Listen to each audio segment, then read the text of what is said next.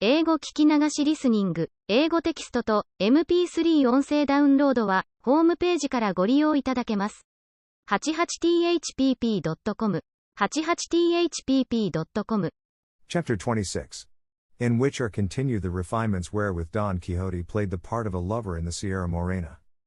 Returning to the proceedings of him of the rueful countenance when he found himself alone, the history says that when Don Quixote had completed the performance of the somersaults or capers, naked from the waist down and clothed from the waist up, and saw that Sancho had gone off without waiting to see any more crazy feats, he climbed up to the top of a high rock, and there set himself to consider what he had several times before considered without ever coming to any conclusion on the point, namely whether it would be better and more to his purpose to imitate the outrageous madness of Roland, or the melancholy madness of Amadis, and communing with himself he said,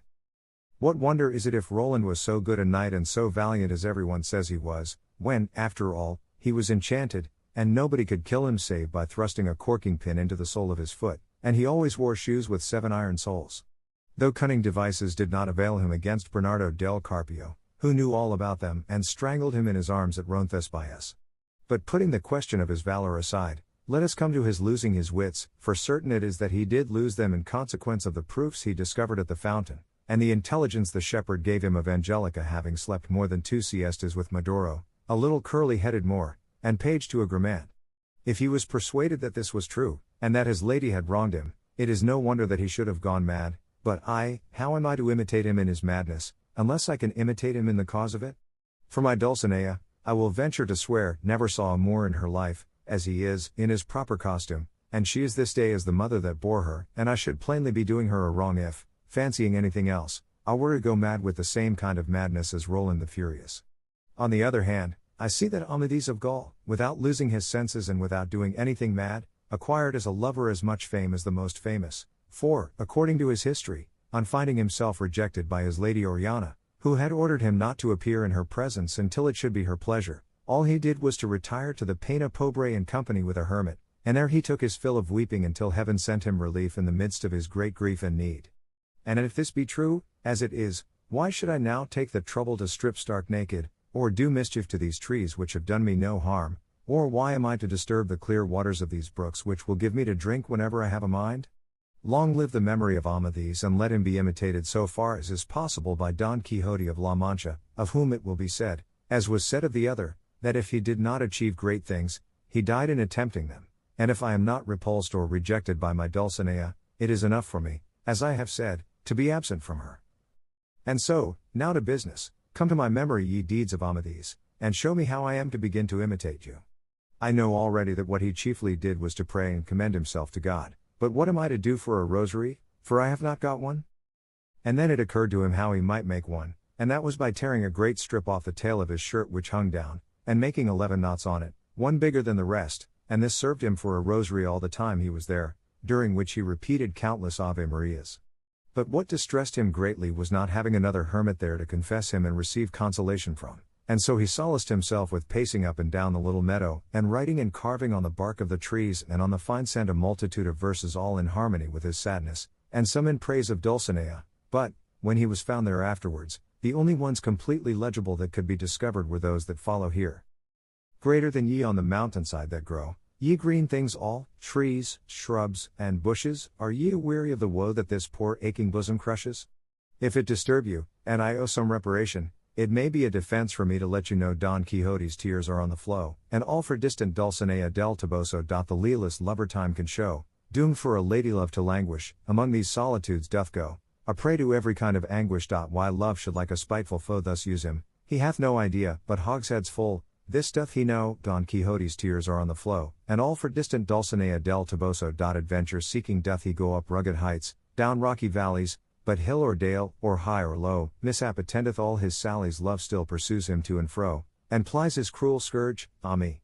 A relentless fate, an endless woe, Don Quixote's tears are on the flow, and all for distant Dulcinea del Toboso. The addition of del Toboso to Dulcinea's name gave rise to no little laughter among those who found the above lines, for they suspected Don Quixote must have fancied that unless he added del Toboso when he introduced the name of Dulcinea the verse would be unintelligible, which was indeed the fact, as he himself afterwards admitted. He wrote many more, but, as has been said, these 3 verses were all that could be plainly and perfectly deciphered.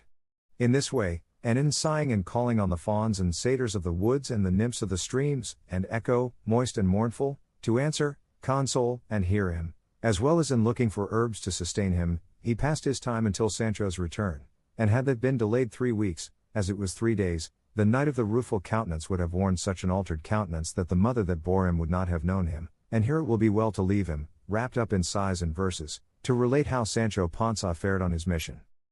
As for him, coming out upon the high road, he made for El Toboso, and the next day reached the inn where the mishap of the blanket had befallen him.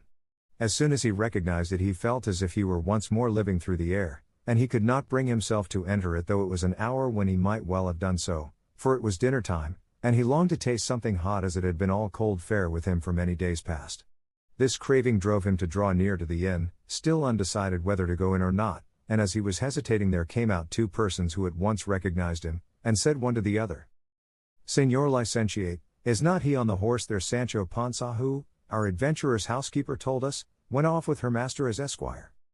"So it is," said the licentiate, "and that is our friend Don Quixote's horse, and if they knew him so well it was because they were the curate and the barber of his own village, the same who had carried out the scrutiny and sentence upon the books, and as soon as they recognized Sancho Panza and Rocinante, being anxious to hear of Don Quixote, they approached, and calling him by his name the curate said, 'Friend Sancho Panza, where is your master?' Sancho recognized them at once, and determined to keep secret the place and circumstances where and under which he had left his master, so he replied that his master was engaged in a certain quarter on a certain matter of great importance to him which he could not disclose for the eyes in his head. "Nay, nay," said the barber, "if you don't tell us where he is, Sancho Panza, we will suspect, as we suspect already, that you have murdered and robbed him, for here you are mounted on his horse. In fact, you must produce the master of the hack, or else take the consequences."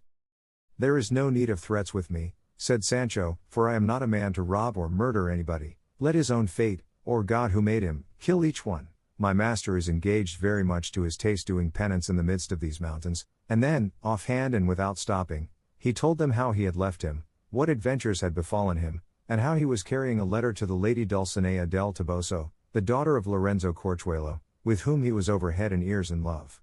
They were both amazed at what Sancho Panza told them, for though they were aware of Don Quixote's madness and the nature of it, each time they heard of it they were filled with fresh wonder.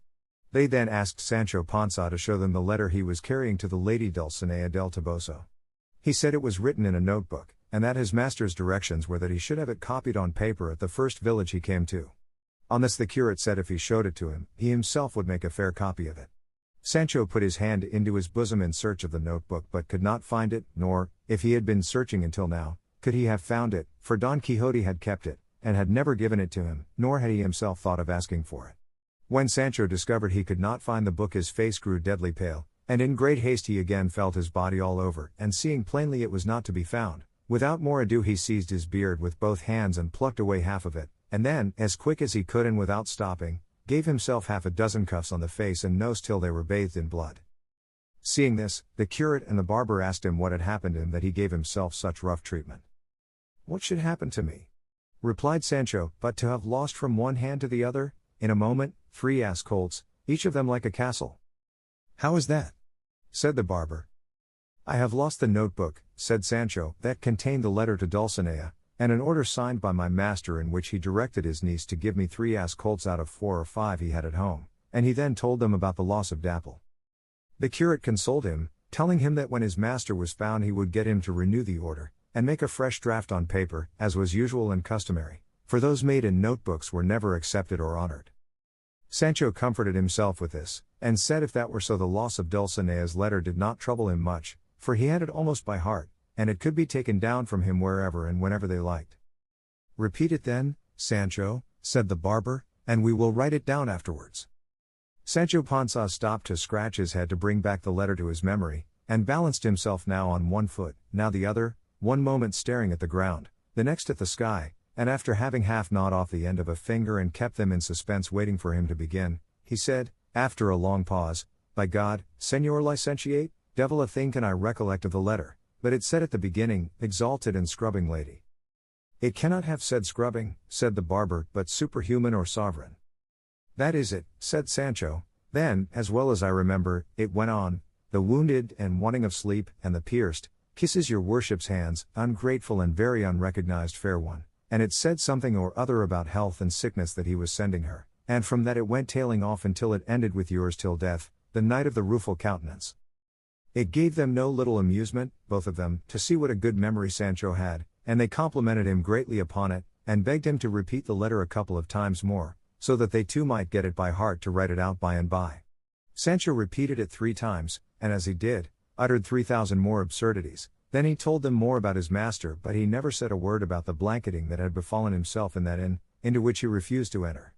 He told them, moreover, how his lord, if he brought him a favorable answer from the lady Dulcinea del Toboso, was to put himself in the way of endeavoring to become an emperor, or at least a monarch, for it had been so settled between them, and with his personal worth and the might of his arm it was an easy matter to come to be one, and how on becoming one his lord was to make a marriage for him, for he would be a widower by that time, as a matter of course, and was to give him as a wife one of the damsels of the empress, the heiress of some rich and grand state on the mainland, having nothing to do with islands of any sort, for he did not care for them now.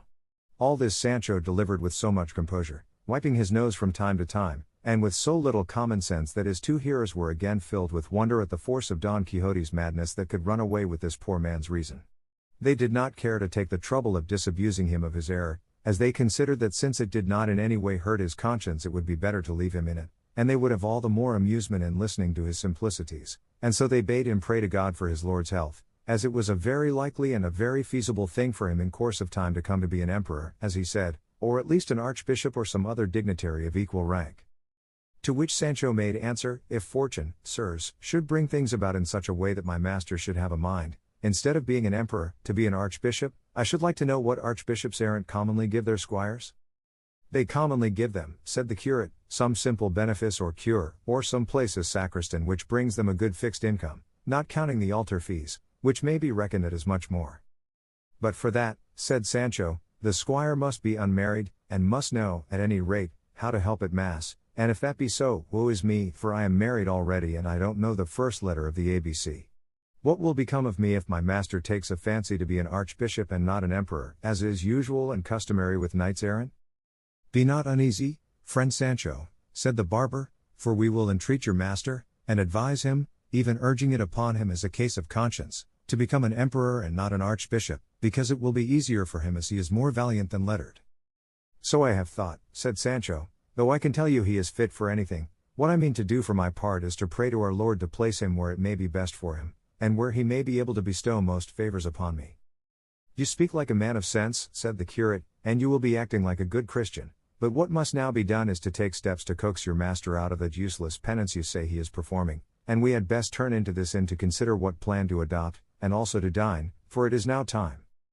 Sancho said they might go in, but that he would wait there outside, and that he would tell them afterwards the reason why he was unwilling, and why it did not suit him to enter it, but he begged them to bring him out something to eat, and to let it be hot, and also to bring barley for Rocinante. They left him and went in, and presently the barber brought him out something to eat. By and by, after they had between them carefully thought over what they should do to carry out their object, the curate hit upon an idea very well adapted to humor Don Quixote, and effect their purpose, and his notion, which he explained to the barber, was that he himself should assume the disguise of a wandering damsel, while the other should try as best he could to pass for a squire, and that they should thus proceed to where Don Quixote was, and he, pretending to be an aggrieved and distressed damsel, should ask a favor of him, which as a valiant knight-errant he could not refuse to grant. And the favor he meant to ask him was that he should accompany her whither she would conduct him, in order to redress a wrong which a wicked knight had done her, while at the same time she should entreat him not to require her to remove her mask, nor ask her any question touching her circumstances until he had righted her with the wicked knight.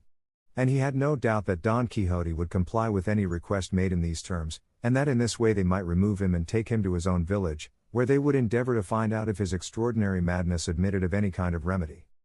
Chapter 27. Of how the curate and the barber proceeded with their scheme, together with other matters worthy of record in this great history. The curate's plan did not seem a bad one to the barber, but on the contrary so good that they immediately set about putting it in execution. They begged a petticoat and hood of the landlady, leaving her in pledge a new cassock of the curate's, and the barber made a beard out of a grey-brown or red oxtail in which the landlord used to stick his comb. The landlady asked them what they wanted these things for, and the curate told her in a few words about the madness of Don Quixote, and how this disguise was intended to get him away from the mountain where he then was. The landlord and landlady immediately came to the conclusion that the madman was their guest, the balsam man and master of the blanketed squire, and they told the curate all that had passed between him and them, not omitting what Sancho had been so silent about. Finally the landlady dressed up the curate in a style that left nothing to be desired. She put on him a cloth petticoat with black velvet stripes a palm broad, all slashed, and a bodice of green velvet set off by a binding of white satin, which as well as the petticoat must have been made in the time of King Wamba. The curate would not let them hood him, but put on his head a little quilted linen cap which he used for a nightcap, and bound his forehead with a strip of black silk, while with another he made a mask with which he concealed his beard and face very well. He then put on his hat, which was broad enough to serve him for an umbrella, and enveloping himself in his cloak seated himself woman fashion on his mule, while the barber mounted his with a beard down to the waist of mingled red and white, for it was, as has been said, the tail of a clay-red ox. They took leave of all, and of the good Maritornes, who, sinner as she was, promised to pray a rosary of prayers that God might grant them success in such an arduous and Christian undertaking as that they had in hand. But hardly had he sallied forth from the inn when it struck the curate that he was doing wrong in rigging himself out in that fashion, as it was an indecorous thing for a priest to dress himself that way even though much might depend upon it, and saying so to the barber he begged him to change dresses, as it was fitter he should be the distressed damsel, while he himself would play the squire's part, which would be less derogatory to his dignity. Otherwise he was resolved to have nothing more to do with the matter, and let the devil take Don Quixote. Just at this moment Sancho came up, and on seeing the pair in such a costume he was unable to restrain his laughter. The barber, however, agreed to do as the curate wished, and, altering their plan, the curate went on to instruct him how to play his part and what to say to Don Quixote to induce and compel him to come with them and give up his fancy for the place he had chosen for his idle penance. The barber told him he could manage it properly without any instruction, and as he did not care to dress himself up until they were near where Don Quixote was, he folded up the garments, and the curate adjusted his beard, and they set out under the guidance of Sancho Panza, who went along telling them of the encounter with the madman they met in the Sierra, saying nothing, however, about the finding of the valise and its contents, for with all his simplicity the lad was a trifle covetous. The next day they reached the place where Sancho had laid the broom branches as marks to direct him to where he had left his master, and recognizing it he told them that here was the entrance, and that they would do well to dress themselves, if that was required to deliver his master, for they had already told him that going in this guise and dressing in this way were of the highest importance in order to rescue his master from the pernicious life he had adopted, and they charged him strictly not to tell his master who they were, or that he knew them, and should he ask, as ask he would, if he had given the letter to Dulcinea, to say that he had, and that, as she did not know how to read, she had given an answer by word of mouth, saying that she commanded him, on pain of her displeasure, to come and see her at once, and it was a very important matter for himself, because in this way and with what they meant to say to him they felt sure of bringing him back to a better mode of life and inducing him to take immediate steps to become an emperor or monarch, for there was no fear of his becoming an archbishop. All this Sancho listened to and fixed it well in his memory, and thanked them heartily for intending to recommend his master to be an emperor instead of an archbishop, for he felt sure that in the way of bestowing rewards on their squires emperors could do more than archbishops errant. He said, too, that it would be as well for him to go on before them to find him, and give him his lady's answer, for that perhaps might be enough to bring him away from the place without putting them to all this trouble. They approved of what Sancho proposed, and resolved to wait for him until he brought back word of having found his master.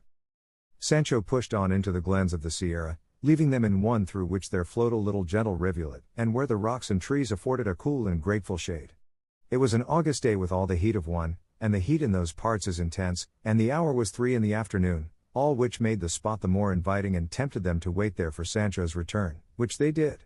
They were reposing, then, in this shade, when a voice unaccompanied by the notes of any instrument, but sweet and pleasing in its tone, reached their ears, at which they were not a little astonished, as the place did not seem to them likely quarters for one who sang so well, for though it is often said that shepherds of rare voice are to be found in the woods and fields, this is rather a flight of the poet's fancy than the truth. And still more surprised were they when they perceived that what they heard sung were the verses not of rustic shepherds, but of the polished wits of the city, and so it proved, for the verses they heard were these. Greater than what makes my quest of happiness seem vain? Disdain. What bids me to abandon hope of ease? Jealousies. What holds my heart in anguish of suspense? Absence. If that be so, then for my grief where shall I turn to seek relief, when hope on every side lies slain by absence, jealousies, disdain? What the prime cause of all my woe doth prove? Love. What at my glory ever looks askance? Chance. Whence is permission to afflict me given? Heaven. If that be so, I but await the stroke of a resistless fate, since, working for my woe, these three, love, chance, and heaven, in league I see. What must I do to find a remedy? What is the lore for love when coy and strange? Change. What, if all fail, will cure the heart of sadness? Madness. If that be so, it is but folly to seek a cure for melancholy. Ask where it lies, the answer saith in change, in madness, or in death. The hour, the summer season, the solitary place, the voice and skill of the singer, all contributed to the wonder and delight of the two listeners, who remained still waiting to hear something more. Finding, however, that the silence continued some little time, they resolved to go in search of the musician who sang with so fine a voice. But just as they were about to do so, they were checked by the same voice, which once more fell upon their ears, singing this. Greater than sonnet when heavenward, holy friendship, thou didst go soaring to seek thy home beyond the sky, and take thy seat among the saints on high. It was thy will to leave on earth below thy semblance, and upon it to bestow thy veil, wherewith at times hypocrisy, parading in thy shape, deceives the eye, and makes its vileness bright as virtue show. Friendship, return to us, or force the cheat that wears it now, thy livery to restore, by aid whereof sincerity is slain. If thou wilt not unmask thy counterfeit, this earth will be the prey of strife once more, as when primeval discord held its reign. The song ended with a deep sigh, and again the listeners remained waiting attentively for the singer to resume, but perceiving that the music had now turned to sobs and heartrending moans, they determined to find out who the unhappy being could be whose voice was as rare as his sighs were piteous. And they had not proceeded far when, on turning the corner of a rock, they discovered a man of the same aspect and appearance as Sancho had described to them when he told them the story of Cardenio.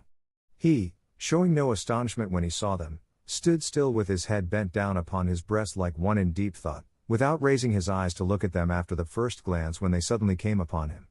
The curate, who was aware of his misfortune and recognized him by the description, being a man of good address, approached him and in a few sensible words entreated and urged him to quit a life of such misery, lest he should end it there, which would be the greatest of all misfortunes.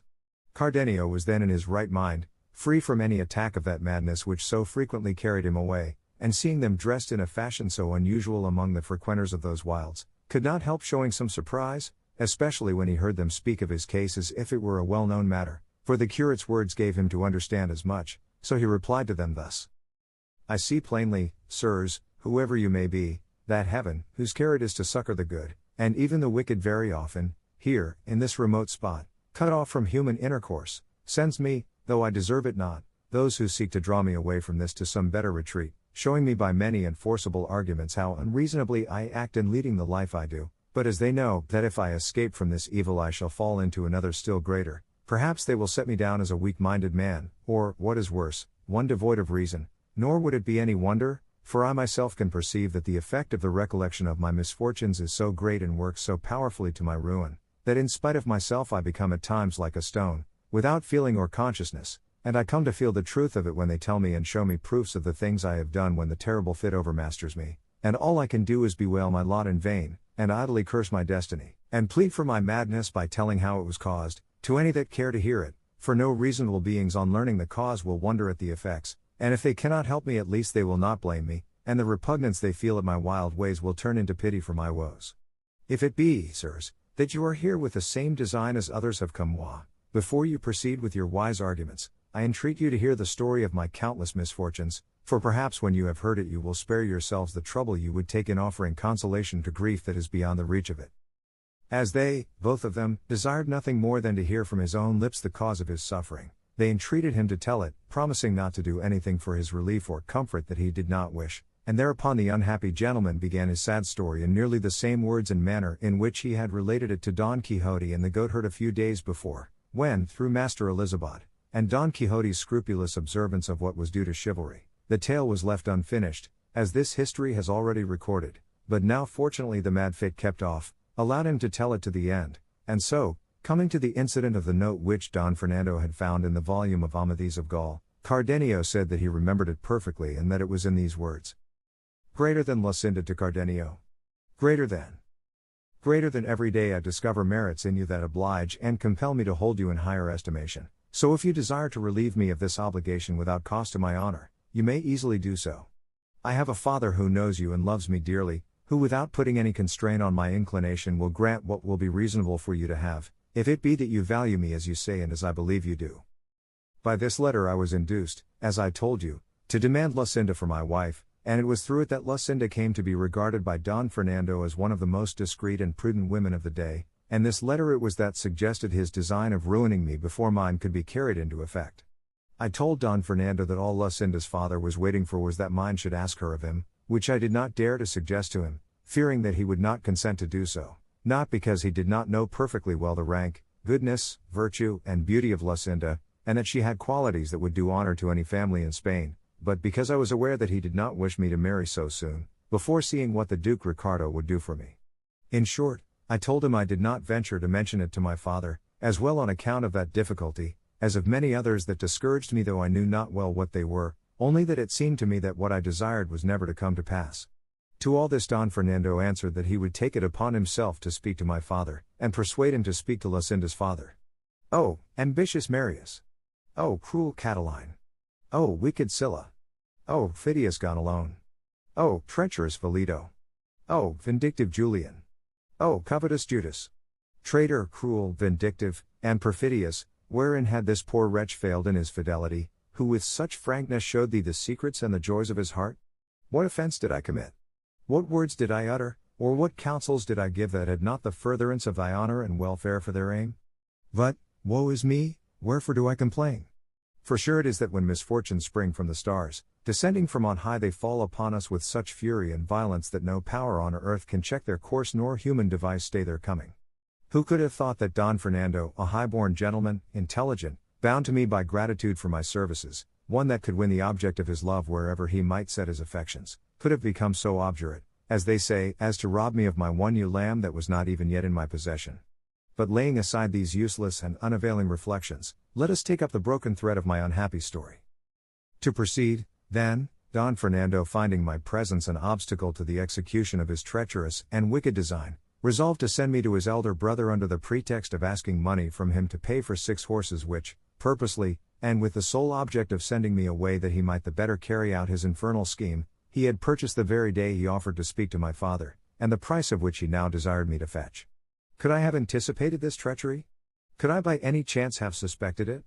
Nay, so far from that, I offered with the greatest pleasure to go at once, in my satisfaction at the good bargain that had been made.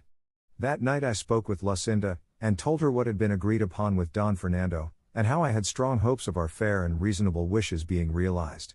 She, as unsuspicious as I was of the treachery of Don Fernando, bade me try to return speedily, as she believed the fulfillment of our desires would be delayed only so long as my father put off speaking to hers.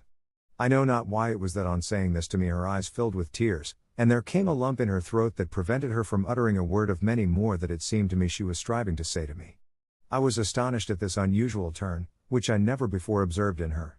For we always conversed, whenever good fortune and my ingenuity gave us the chance, with the greatest gaiety and cheerfulness, mingling tears, sighs, jealousies, doubts, or fears with our words. It was all on my part a eulogy of my good fortune that heaven should have given her to me for my mistress. I glorified her beauty, I extolled her worth and her understanding, and she paid me back by praising in me what in her love for me she thought worthy of praise, and besides we had 100,000 trifles and doings of our neighbors and acquaintances to talk about, and the utmost extent of my boldness was to take, almost by force, one of her fair white hands and carry it to my lips, as well as the closeness of the low grating that separated us allowed me.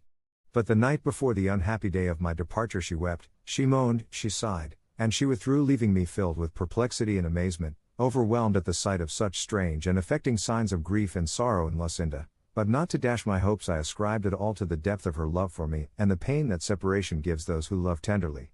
At last I took my departure, sad and dejected, my heart filled with fancies and suspicions, but not knowing well what it was I suspected or fancied, plain omens pointing to the sad event and misfortune that was awaiting me. I reached the place whither I had been sent, gave the letter to Don Fernando's brother, and was kindly received but not promptly dismissed, for he desired me to wait, very much against my will, 8 days in some place where the Duke his father was not likely to see me, as his brother wrote that the money was to be sent without his knowledge, all of which was a scheme of the treacherous Don Fernando, for his brother had no one of money to enable him to dispatch me at once. The command was one that exposed me to the temptation of disobeying it, as it seemed to me impossible to endure life for so many days separated from Lucinda, especially after leaving her in the sorrowful mood I have described to you. Nevertheless, as a dutiful servant I obeyed, though I felt it would be at the cost of my well-being. But 4 days later there came a man in quest of me with a letter which he gave me, and which by the address I perceived to be from Lucinda, as the writing was hers. I opened it with fear and trepidation, persuaded that it must be something serious that had impelled her to write to me when at a distance, as she seldom did so when I was near. Before reading it, I asked the man who it was that had given it to him, and how long he had been upon the road. He told me that as he happened to be passing through one of the streets of the city at the hour of noon, a very beautiful lady called to him from a window, and with tears in her eyes said to him hurriedly, "Brother, if you are, as you seem to be, a Christian, for the love of God I entreat you to have this letter dispatched without a moment's delay to the place and person named in the address, all which is well known, and by this you will render a great service to our Lord, and that you may be at no inconvenience in doing so, take what is in this handkerchief." And said he, with this she threw me a handkerchief out of the window in which were tied up 100 reals and this gold ring which I bring here together with the letter I have given you. And then without waiting for any answer she left the window, though not before she saw me take the letter and the handkerchief, and I had by signs let her know that I would do as she bade me, and so, seeing myself so well paid for the trouble I would have in bringing it to you, and knowing by the address that it was to you it was sent, for, Señor, I know you very well, and also unable to resist that beautiful lady's tears, I resolved to trust no one else, but to come myself and give it to you, and in 16 hours from the time when it was given me I have made the journey, which, as you know, is 18 leagues. All the while the good-natured improvised courier was telling me this, I hung upon his words, my legs trembling under me so that I could scarcely stand. However, I opened the letter and read these words.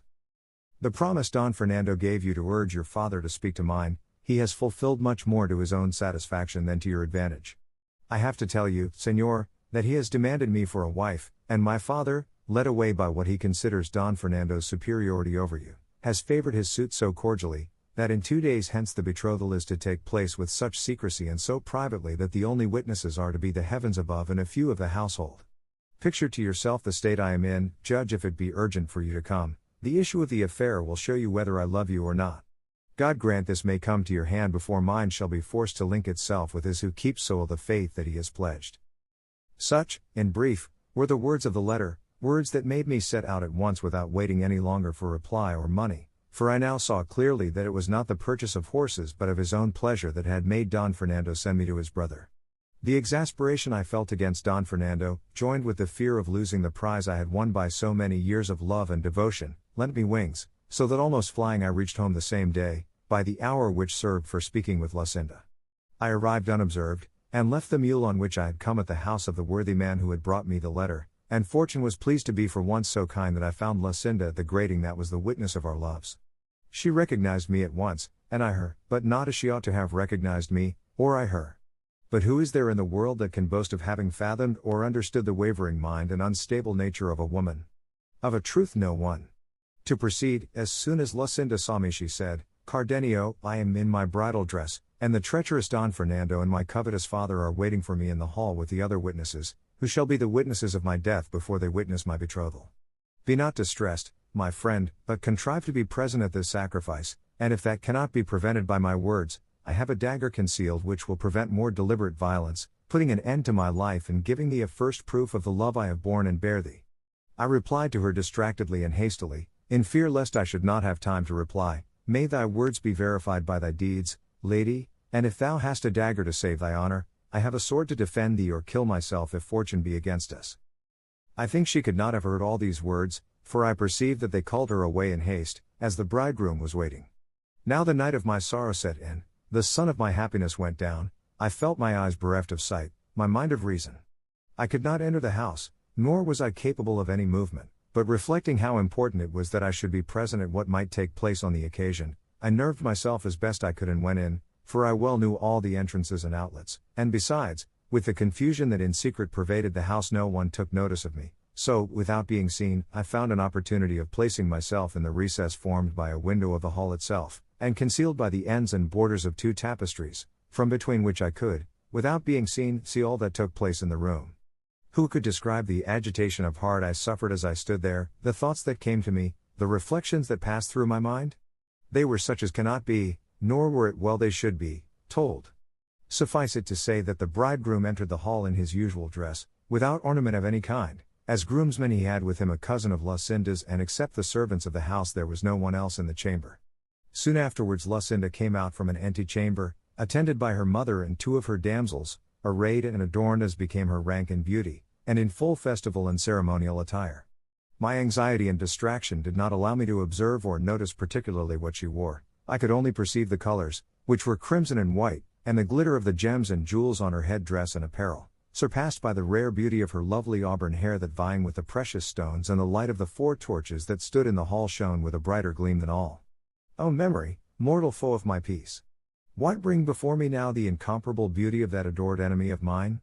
Were it not better, cruel memory, to remind me and recall what she then did, that stirred by a wrong so glaring I may seek, if not vengeance now, at least to rid myself of life?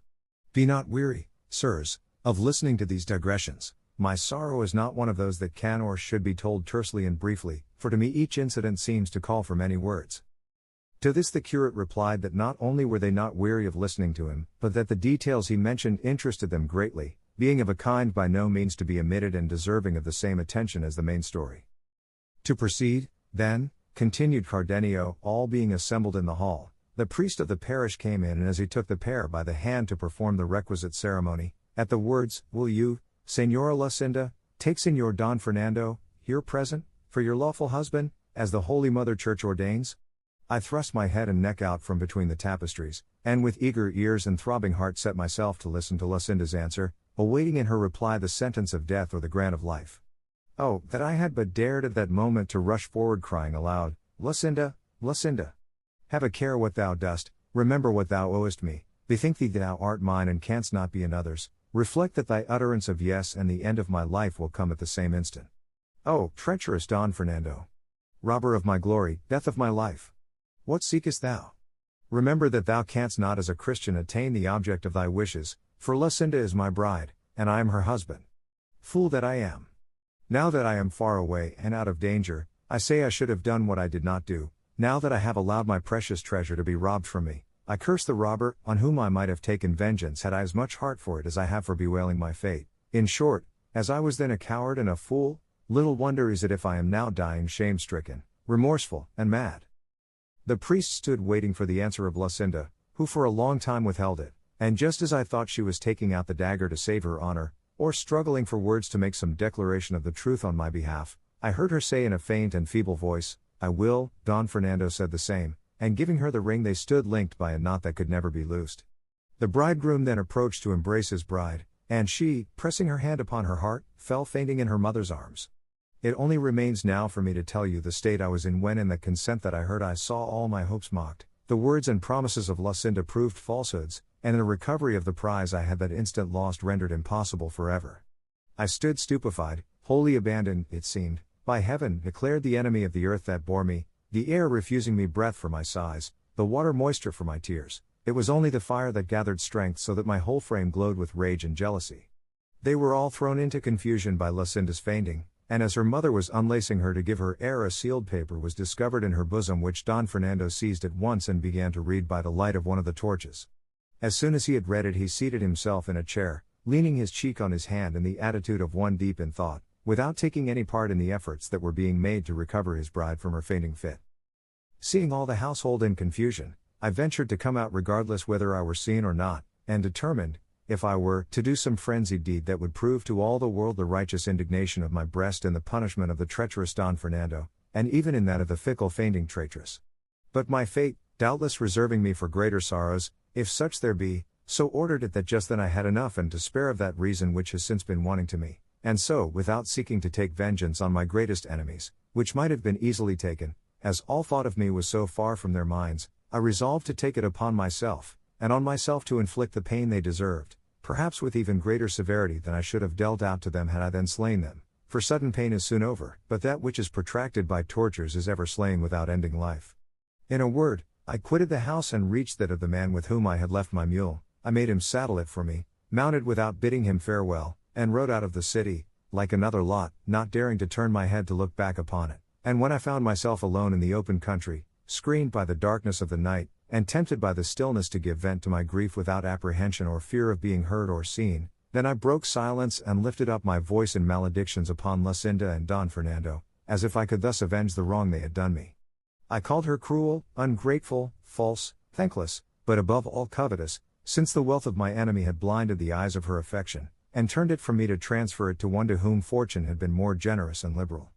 And yet, In the midst of this outburst of execration and upbraiding, I found excuses for her, saying it was no wonder that a young girl in the seclusion of her parents' house, trained and schooled to obey them always, should have been ready to yield to their wishes when they offered her for a husband a gentleman of such distinction, wealth, and noble birth, that if she had refused to accept him she would have been thought out of her senses, or to have set her affection elsewhere, a suspicion injurious to her fair name and fame.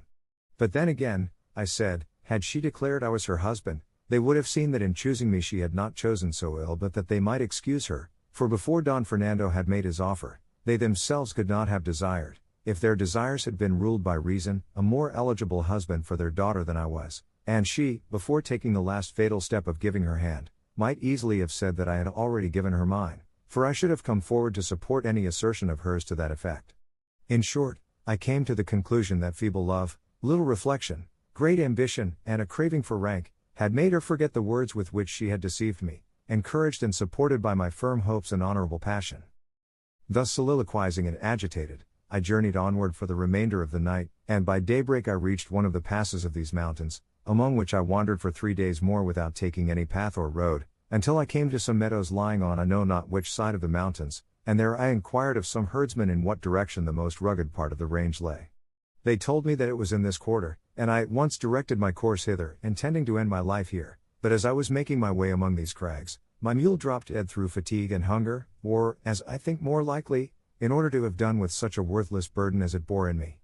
I was left on foot, worn out, famishing, without anyone to help me or any thought of seeking help, and so thus I lay stretched on the ground, how long I know not, after which I rose up free from hunger, and found beside me some goatherds, who no doubt were the persons who had relieved me in my need, for they told me how they had found me, and how I had been uttering ravings that showed plainly I had lost my reason, and since then I am conscious that I am not always in full possession of it, but at times so deranged and crazed that I do 1,000 mad things, tearing my clothes, crying aloud in these solitudes, cursing my fate, and idly calling on the dear name of her who is my enemy, and only seeking to end my life in lamentation, and when I recover my senses I find myself so exhausted and weary that I can scarcely move.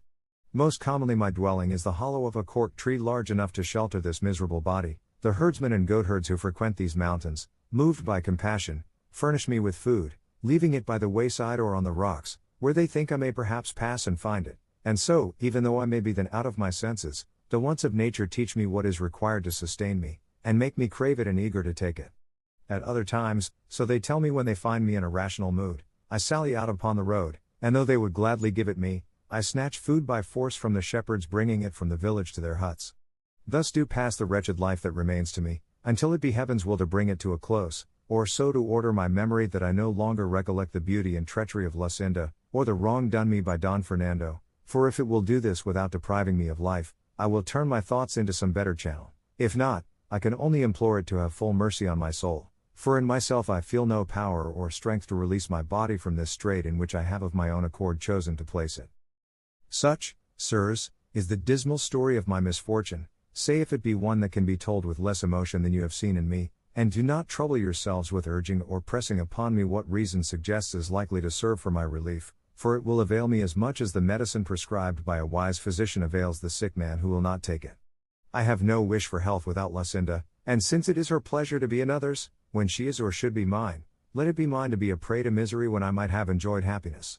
She by her fickleness strove to make my ruin irretrievable. I will strive to gratify her wishes by seeking destruction, and it will show generations to come that I alone was deprived of that of which all others in misfortune have a superabundance, for to them the impossibility of being consoled is itself a consolation, while to me it is the cause of greater sorrows and sufferings, for I think that even in death there will not be an end of them. Here Cardenio brought to a close his long discourse and story, as full of misfortune as it was of love. But just as the curate was going to address some words of comfort to him, he was stopped by a voice that reached his ear, saying in melancholy tones what will be told in the fourth part of this narrative, for at this point the sage and sagacious historian, Sidamete Benengeli, brought the third to a conclusion. Chapter 28. Which treats of the strange and delightful adventure that befell the curate and the barber in the same sierra. Happy and fortunate were the times when that most daring knight Don Quixote of La Mancha was sent into the world, for by reason of his having formed a resolution so honorable as that of seeking to revive and restore to the world the long-lost and almost defunct order of knight-errantry, we now enjoy in this age of ours, so poor in light entertainment, not only the charm of his veracious history, but also of the tales and episodes contained in it which are, in a measure no less pleasing, ingenious, and truthful than the history itself, which, resuming its thread, carded, spun, and wound, relates that just as the curate was going to offer consolation to Cardenio, he was interrupted by a voice that fell upon his ear saying in plaintive tones, "O God! Is it possible I have found a place that may serve as a secret grave for the weary load of this body that I support so unwillingly? If the solitude these mountains promise deceives me not, it is so. Ah! Woe is me! How much more grateful to my mind will be the society of these rocks and breaks that permit me to complain of my misfortune to heaven, than that of any human being, for there is none on earth to look to for counsel in doubt, comfort in sorrow, or relief in distress." All this was heard distinctly by the curate and those with him, and as it seemed to them to be uttered close by, as indeed it was, they got up to look for the speaker, and before they had gone 20 paces they discovered behind a rock, seated at the foot of an ash tree, a youth in the dress of a peasant, whose face they were unable at the moment to see as he was leaning forward, bathing his feet in the brook that flowed past. They approached so silently that he did not perceive them, being fully occupied in bathing his feet, which were so fair that they looked like two pieces of shining crystal brought forth among the other stones of the brook.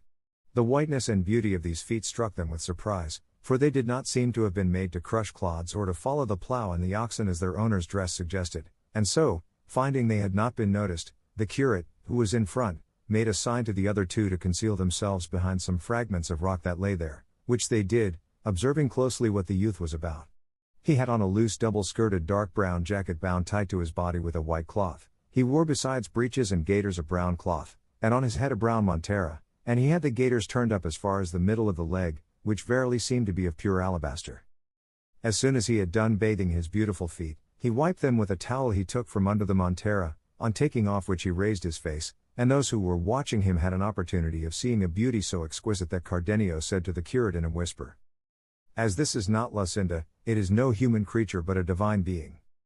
The youth then took off the montera, and shaking his head from side to side there broke loose and spread out a mass of hair that the beams of the sun might have envied. By this they knew that what had seemed a peasant was a lovely woman, nay the most beautiful the eyes of two of them had ever beheld, or even Cardenio's if they had not seen and known Lucinda, for he afterwards declared that only the beauty of Lucinda could compare with this.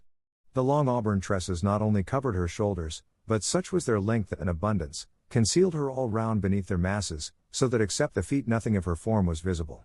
She now used her hands as a comb, and if her feet had seemed like bits of crystal in the water, her hands looked like pieces of driven snow among her locks, all which increased not only the admiration of the three beholders, but their anxiety to learn who she was.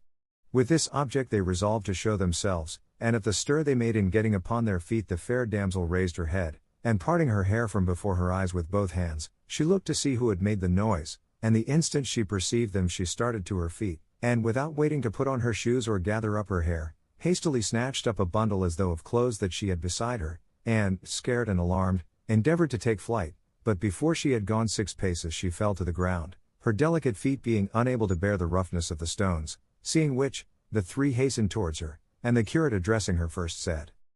"Stay, Senora, whoever you may be, for those whom you see here only desire to be of service to you. You have no need to attempt a flight so heedless, for neither can your feet bear it, nor we allow it."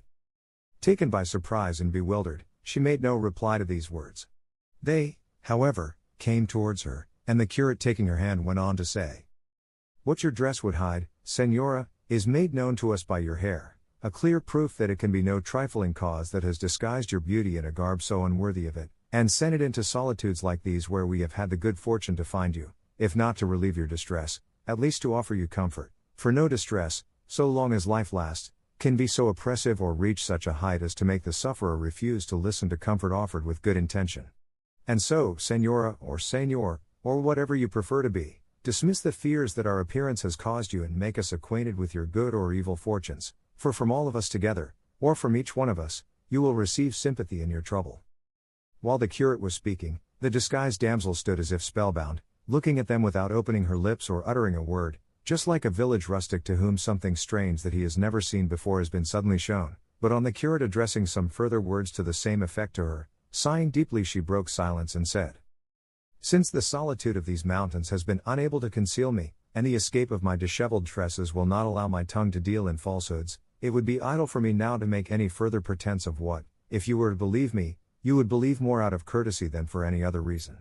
This being so, I say I thank you, sirs, for the offer you have made me, which places me under the obligation of complying with the request you have made of me, though I fear the account I shall give you of my misfortunes will excite in you as much concern as compassion, for you will be unable to suggest anything to remedy them or any consolation to alleviate them. However, that my honor may not be left a matter of doubt in your minds, now that you have discovered me to be a woman, and see that I am young, alone, and in this dress, things that taken together or separately would be enough to destroy any good name, I feel bound to tell what I would willingly keep secret if I could. All this she who was now seen to be a lovely woman delivered without any hesitation, with so much ease and in so sweet a voice that they were not less charmed by her intelligence than by her beauty, and as they again repeated their offers and entreaties to her to fulfill her promise, she without further pressing, first modestly covering her feet and gathering up her hair, seated herself on a stone with the three placed around her, and, after an effort to restrain some tears that came to her eyes, in a clear and steady voice began her story thus. In this Andalusia there is a town from which a duke takes a title which makes him one of those that are called grandees of Spain. This nobleman has two sons, the elder heir to his dignity and apparently to his good qualities, the younger heir to I know not what, unless it be the treachery of Valido and the falsehood of Gonalone. My parents are this lord's vassals, lowly in origin, but so wealthy that if birth had conferred as much on them as fortune, they would have had nothing left to desire, nor should I have had reason to fear trouble like that in which I find myself now, for it may be that my ill fortune came of theirs in not having been nobly born. It is true they are not so low that they have any reason to be ashamed of their condition, but neither are they so high as to remove from my mind the impression that my mishap comes of their humble birth. They are, in short, peasants, plain homely people, without any taint of disreputable blood, and, as the saying is, old rusty Christians, but so rich that by their wealth and free-handed way of life they are coming by degrees to be considered gentlefolk by birth, and even by position, though the wealth and nobility they thought most of was having me for their daughter, and as they have no other child to make their heir, and are affectionate parents, I was one of the most indulged daughters that ever parents indulged. I was the mirror in which they beheld themselves, the staff of their old age, and the object in which, with submission to heaven, all their wishes centered, and mine were in accordance with theirs, for I knew their worth, and as I was mistress of their hearts, so was I also of their possessions. Through me they engaged or dismissed their servants, through my hands passed the accounts and returns of what was sown and reaped, the oil mills, the wine presses, the count of the flocks and herds, the beehives, all in short that a rich farmer like my father has or can have, I had under my care, and I acted as steward and mistress with an assiduity on my part and satisfaction on theirs that I cannot well describe to you. The leisure hours left to me after I had given the requisite orders to the head shepherds, overseers, and other laborers, I passed in such employments as are not only allowable but necessary for young girls, those that the needle, embroidery cushion, and spinning will usually afford, and if to refresh my mind I quitted them for a while, I found recreation in reading some devotional book or playing the harp, for experience taught me that music soothes the troubled mind and relieves weariness of spirit. Such was the life I led in my parents' house, and if I have depicted it thus minutely, it is not out of ostentation, or to let you know that I am rich, but that you may see how, without any fault of mine, I have fallen from the happy condition I have described, to the misery I am in at present. The truth is, that while I was leading this busy life, in a retirement that might compare with that of a monastery, and unseen as I thought by any except the servants of the house, for when I went to Mass it was so early in the morning, and I was so closely attended by my mother and the women of the household, and so thickly veiled and so shy, that my eyes scarcely saw more ground than I trod on. In spite of all this, the eyes of love, or idleness, more properly speaking, that the lynxes cannot rival, discovered me, with the help of the assiduity of Don Fernando, for that is the name of the younger son of the Duke I told of. The moment the speaker mentioned the name of Don Fernando, Cardenio changed color and broke into a sweat, with such signs of emotion that the curate and the barber, who observed it, feared that one of the mad fits which they heard attacked him sometimes was coming upon him, but Cardenio showed no further agitation and remained quiet, regarding the peasant girl with fixed attention, for he began to suspect who she was. She, however, without noticing the excitement of Cardenio, continuing her story, went on to say, "And they had hardly discovered me, when, as he owned afterwards, he was smitten with a violent love for me, as the manner in which it displayed itself plainly showed. But to shorten the long recital of my woes, I will pass over in silence all the artifices employed by Don Fernando for declaring his passion for me. He bribed all the household, he gave and offered gifts and presents to my parents, every day was like a holiday or a merrymaking in our street, by night no one could sleep for the music, the love letters that used to come to my hand, no one knew how, were innumerable, full of tender pleadings and pledges, containing more promises and oaths than there were letters in them, all which not only did not soften me, but hardened my heart against him, as if he had been my mortal enemy, and as if everything he did to make me yield were done with the opposite intention. Not that the hybrid bearing of Don Fernando was disagreeable to me, or that I found his importunities wearisome, for it gave me a certain sort of satisfaction to find myself so sought and prized by a gentleman of such distinction, and I was not displeased at seeing my praises in his letters, for however ugly we women may be, it seems to me it always pleases us to hear ourselves called beautiful, but that my own sense of right was opposed to all this, as well as the repeated advice of my parents, who now very plainly perceived Don Fernando's purpose, for he cared very little if all the world knew it. They told me they trusted and confided their honor and good name to my virtue and rectitude alone, and bade me consider the disparity between Don Fernando and myself, from which I might conclude that his intentions, whatever he might say to the contrary, had for their aim his own pleasure rather than my advantage, and if I were at all desirous of opposing an obstacle to his unreasonable suit, they were ready, they said, to marry me at once to anyone I preferred, either among the leading people of our own town, or of any of those in the neighborhood, for with their wealth and my good name, a match might be looked for in any quarter. This offer, and their sound advice strengthened my resolution, and I never gave Don Fernando a word in reply that could hold out to him any hope of success, however remote.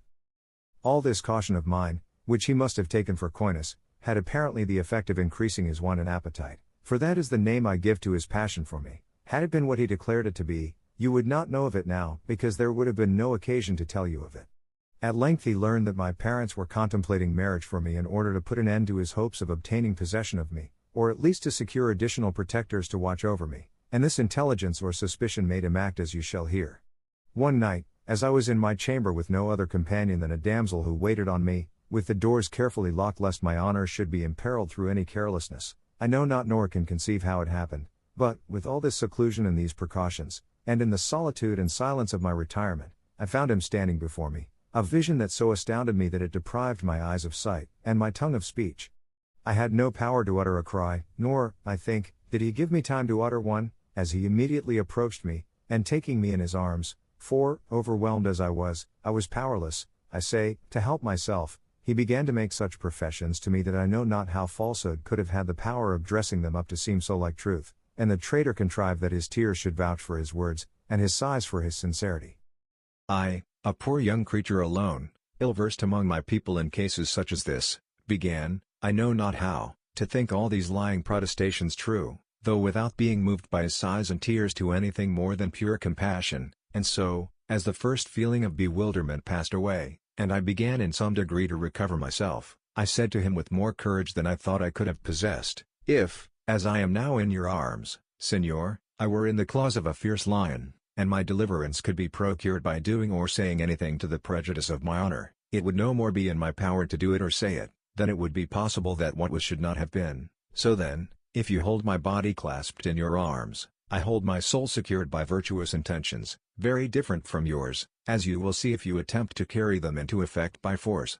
I am your vassal, but I am not your slave. Your nobility neither has nor should have any right to dishonor or degrade my humble birth, and low-born peasant as I am, I have my self-respect as much as you, a lord and gentleman. With me your violence will be to no purpose, your wealth will have no weight, your words will have no power to deceive me, nor your sighs or tears to soften me. Were I to see any of the things I speak of in him whom my parents gave me as a husband, his will should be mine, and mine should be bounded by his, and my honor being preserved even though my inclinations were not, would willingly yield him what you, Señor, would now obtain by force, and this I say lest you should suppose that any but my lawful husband shall ever win anything of me.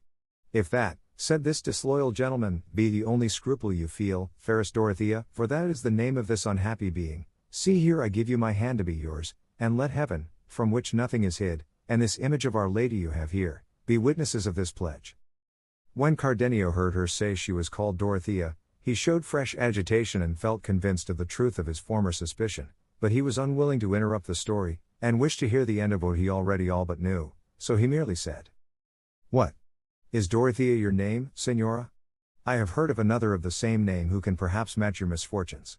But proceed, by and by I may tell you something that will astonish you as much as it will excite your compassion." Dorothea was struck by Cardenio's words as well as by his strange and miserable attire, and begged him if he knew anything concerning her to tell it to her at once, for if fortune had left her any blessing it was courage to bear whatever calamity might fall upon her, as she felt sure that none could reach her capable of increasing in any degree what she endured already. "I would not let the occasion pass, Señora," replied Cardenio, of telling you what I think, if what I suspect were the truth, but so far there has been no opportunity, nor is it of any importance to you to know it.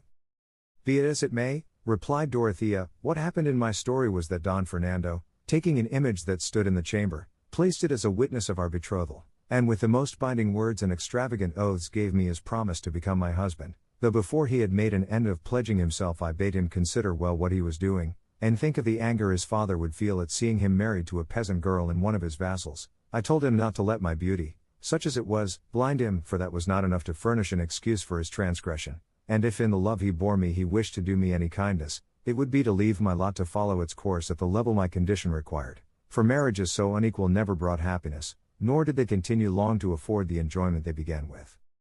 All this that I have now repeated I said to him, and much more which I cannot recollect, but it had no effect in inducing him to forego his purpose. He who has no intention of paying does not trouble himself about difficulties when he is striking the bargain. At the same time I argued the matter briefly in my own mind, saying to myself, I shall not be the first who has risen through marriage from a lowly to a lofty station, nor will Don Fernando be the first whom beauty or, as is more likely, a blind attachment, has led to mate himself below his rank. Then, since I am introducing no new usage or practice, I may as well avail myself of the honor that chance offers me, for even though his inclination for me should not outlast the attainment of his wishes, I shall be, after all, his wife before God. And if I strive to repel him by scorn, I can see that, fair means failing, he is in a mood to use force, and I shall be left dishonored and without any means of proving my innocence to those who cannot know how innocently I have come to be in this position. For what arguments would persuade my parents that this gentleman entered my chamber without my consent? All these questions and answers passed through my mind in a moment, but the oaths of Don Fernando, the witnesses he appealed to, the tears he shed, and lastly the charms of his person and his high-bred grace, which, accompanied by such signs of genuine love, might well have conquered a heart even more free and coy than mine, these were the things that more than all began to influence me and lead me unawares to my ruin. I called my waiting maid to me, that there might be a witness on earth besides those in heaven, and again Don Fernando renewed and repeated his oaths, invoked as witnesses fresh saints in addition to the former ones, called down upon himself 1,000 curses hereafter should he fail to keep his promise, shed more tears, redoubled his sighs and pressed me closer in his arms, from which he had never allowed me to escape, and so I was left by my maid, and ceased to be one, and he became a traitor and a perjured man. The day which followed the night of my misfortune did not come so quickly, I imagine, as Don Fernando wished, for when desire has attained its object, the greatest pleasure is to fly from the scene of pleasure. I say so because Don Fernando made all haste to leave me, and by the adroitness of my maid, who was indeed the one who had admitted him, gained the street before daybreak, but on taking leave of me he told me, though not with as much earnestness and fervor as when he came, that I might rest assured of his faith and of the sanctity and sincerity of his oaths, and to confirm his words he drew a rich ring off his finger and placed it upon mine. He then took his departure and I was left, I know not whether sorrowful or happy. All I can say is, I was left agitated and troubled in mind and almost bewildered by what had taken place, and I had not the spirit, or else it did not occur to me, to chide my maid for the treachery she had been guilty of in concealing Don Fernando in my chamber, for as yet I was unable to make up my mind whether what had befallen me was for good or evil.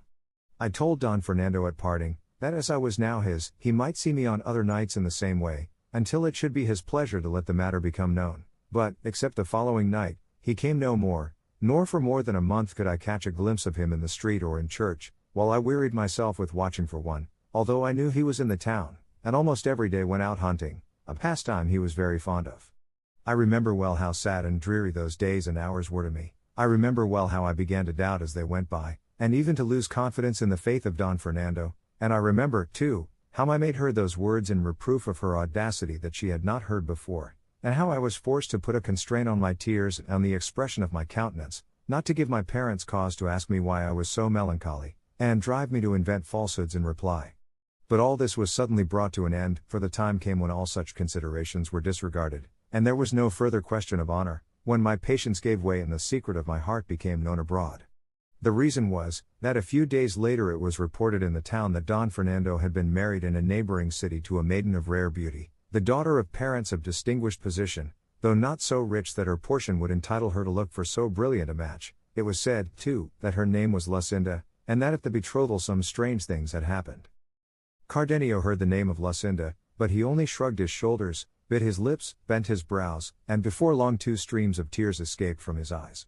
Dorothea, however, did not interrupt her story, but went on in these words.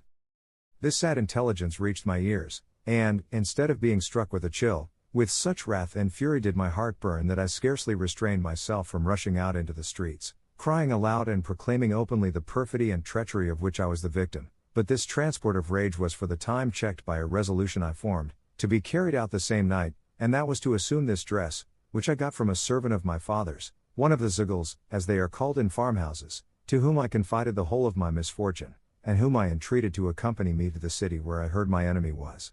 He, though he remonstrated with me for my boldness, and condemned my resolution, when he saw me bent upon my purpose, offered to bear me company, as he said, to the end of the world.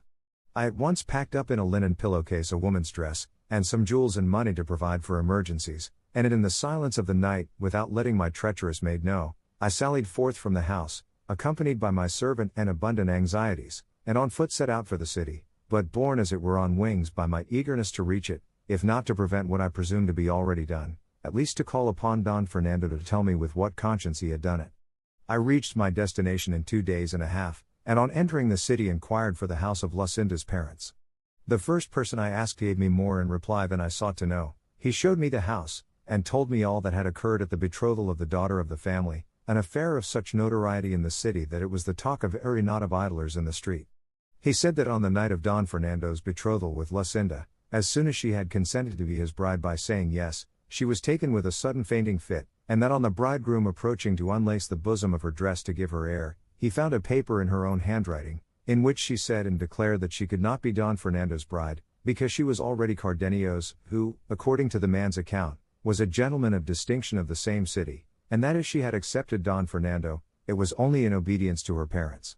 In short, he said, the words of the paper made it clear she meant to kill herself on the completion of the betrothal, and gave her reasons for putting an end to herself, all which was confirmed, it was said, by a dagger they found somewhere in her clothes. On seeing this, Don Fernando, persuaded that Lucinda had befooled, slighted and trifled with him, assailed her before she had recovered from her swoon, and tried to stab her with the dagger that had been found, and would have succeeded had not her parents and those who were present prevented him. It was said, moreover, that Don Fernando went away at once, and that Lucinda did not recover from her prostration until the next day, when she told her parents how she was really the bride of that Cardenio I have mentioned. I learned besides that Cardenio, according to report, had been present at the betrothal, and that upon seeing her betrothed contrary to his expectation, he had quitted the city in despair, leaving behind him a letter declaring the wrong Lucinda had done him, and his intention of going where no one should ever see him again. All this was a matter of notoriety in the city, and everyone spoke of it, especially when it became known that Lucinda was missing from her father's house and from the city, for she was not to be found anywhere, to the distraction of her parents, who knew not what steps to take to recover her.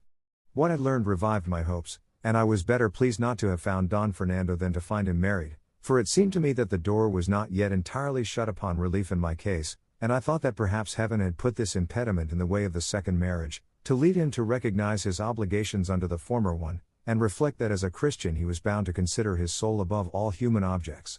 All this passed through my mind, and I strove to comfort myself without comfort, indulging in faint and distant hopes of cherishing that life that I now abhor.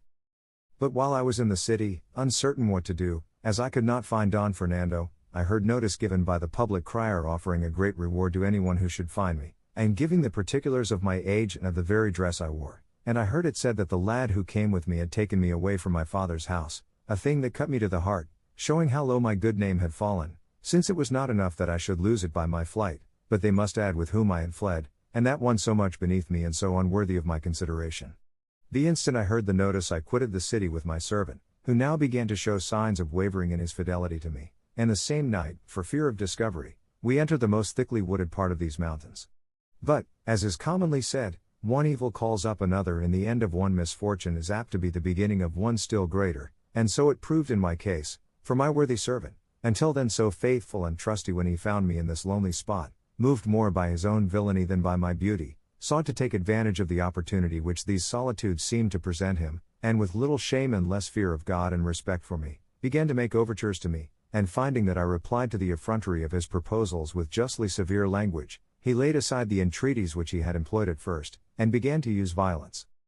But just heaven, that seldom fails to watch over and aid good intentions, so aided mine that with my slight strength and with little exertion I pushed him over a precipice, where I left him, whether dead or alive I know not, and then, with greater speed than seemed possible in my terror and fatigue, I made my way into the mountains, without any other thought or purpose save that of hiding myself among them, and escaping my father and those dispatched in search of me by his orders. It is now I know not how many months since with this object I came here, where I met a herdsman who engaged me as his servant at a place in the heart of this sierra, and all this time I have been serving him as herd, striving to keep always afield to hide these locks which have now unexpectedly betrayed me. But all my care and pains were unavailing, for my master made the discovery that I was not a man, and harbored the same base designs as my servant, and as fortune does not always supply a remedy in cases of difficulty, and I had no precipice or ravine at hand down which to fling the master and cure his passion, as I had in the servant's case, I thought it a lesser evil to leave him and again conceal myself among these crags, than make trial of my strength and argument with him. So, as I say, once more I went into hiding to seek for some place where I might with sighs and tears implore heaven to have pity on my misery, and grant me help and strength to escape from it, or let me die among the solitudes, leaving no trace of an unhappy being who, by no fault of hers, has furnished matter for talk and scandal at home and abroad. 物語の続きは、ホームページからお聞きいただけます。また、テキスト、MP3 ダウンロードも合わせてご利用ください。88thpp.com 88thpp.com